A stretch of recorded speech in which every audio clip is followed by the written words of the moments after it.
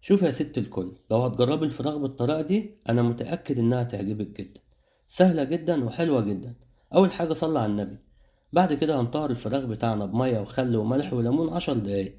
بعد ما تنشف هننزل في البايركس بتاعنا بربع كوباية ليمون، وربع كوباية دبس رمان، وربع كوباية زيت زيتون، 3 معالق سمان، ومعلقة صغيرة بصل بودر، وملح وفلفل اسود. خلاص. خلاص. بعد كده هننزل بالفراخ بتاعنا في الخليط ده. يفضل نسيبها شوية. أنا سبتها ليلة كاملة بصراحة، بس لو هتعملي كده خليها في الفريزر عشان الفراخ يعني ما تريحش. وبعد كده هنقطع أي كمية بصل تحبوها، وهنحطها في البايركس وعليها الفراخ والصوص اللي فيها، وهنخلط كويس جدا. يفضل نسيبها شوية عشان البصل ياخد من الصوص ده. وبعد كده هنقفلها كويس وهندخلها الفرن. الفراخ هتطلع دايبة والبصل هيبقى دايب مع الصوص، خطير جدا. لازم تجربوها، هتعجبكم جدا. جربوها وما تراجعوش ورايا، انا رجعت مكانكم. سلام.